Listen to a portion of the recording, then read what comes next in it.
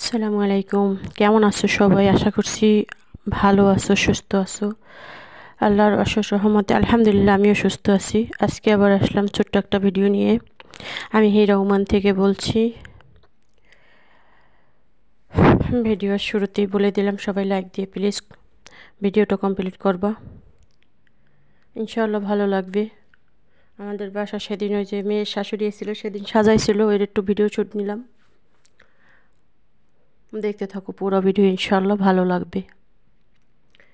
আর অনেক আপুরা অনেক অনেক অনেক আপুদেরকে পাচ্ছি না, আমি ভিডিওতে পাচ্ছি না, তারা ভিডিও আপলোডও দেয় না, ভিডিও দেখেও না, কমেন্টও করে না। অবশ্যই আপুরা অনেক অসুস্থ, জানি না কেমন আছে, কোথায় আছে। তো আপুরা কে কীরকম আছো জানি না, আমার ভিডিও দেখে থাকলে প্লিজ কেউ আমাকে ভুল বুঝবা না, এমনিতে তো আমি অনেক ব্যস্ত থাকি।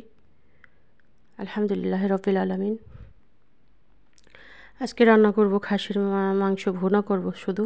আজকে আর ওভেনে দেয়নি। ওভেনে দিলে একটা উপকার কি হয় জানো, যেমন ফ্যান এসি ছেড়ে রাখা যায়, ঘরটা ঠান্ডা থাকে, কিন্তু আজকে আর ওভেনে দেয়নি। আজকে ইতেই দিয়েছি, চুলায় রান্না করছি। এক এক দিন এক এক রকমের রান্না করি, যেদিন যেরকম সুযোগ সুবিধা হয়।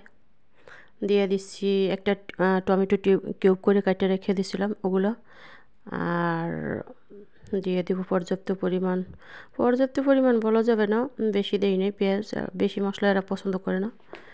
এই দিয়ে দিছি। এখন সব মশলা এক জায়গায় করে গুলে রেখে দিছি, ওই গোলা মশলাটারে এখন দিয়ে দেবো ইনশাল্লাহ।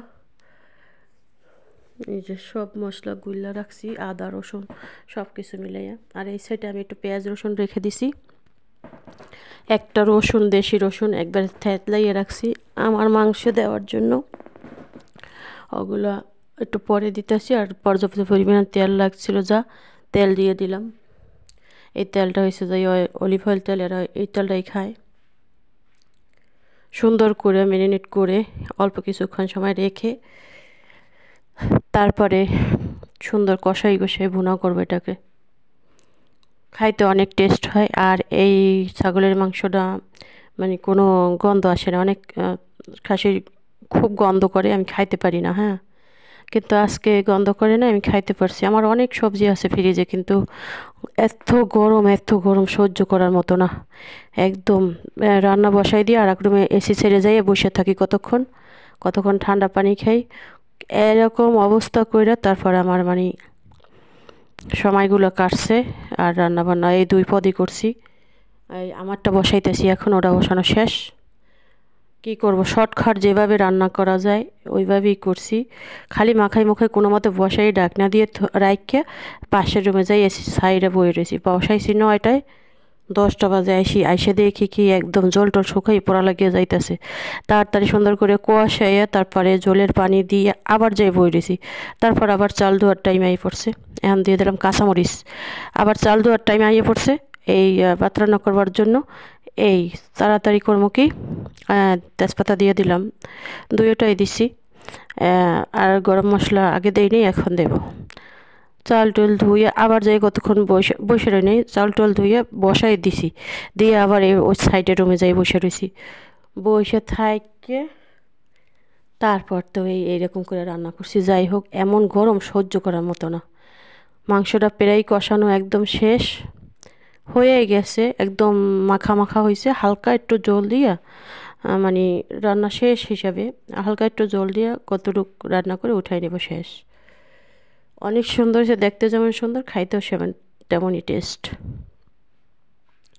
যাই হোক, অনেক কিছু রান্নার দরকার ছিল, আমার পক্ষে সম্ভব হয় নাই। আর আমারে তারা কোনো জোরও করে না যে এটা রান্না করতেই হবে, এটা খাইতেই হবে, না এরকম কিছু না। আমারে বলে তোমার যেরকম ভালো লাগে ওরকম তুমি রান্না করো, ওরকমই খাবো, সমস্যা নেই।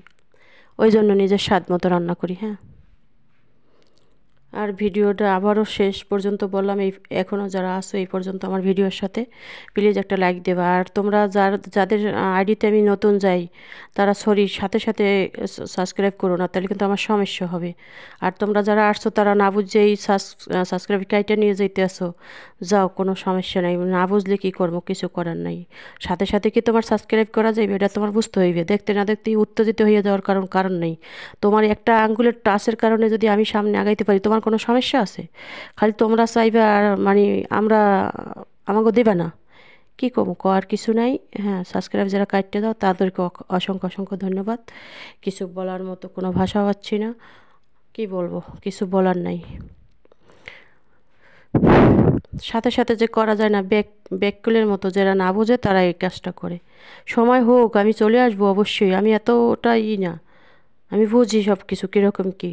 সব কিছু রান্নাবান্না শেষ, এখন ধোয়া মোছা করবো। এগুলো মানুষের বোঝার ভুল, যার জন্য আমার সাথে এরকমটা হয়। হোক, এটা একটা আচার কিনে আনছে, লেবুর আচার। যারা না বোঝো তাদেরকে আর কিছু বলার নেই। অসংখ্য ধন্যবাদ, ভালো থাকবা সবাই, আল্লাহ হাফেজ।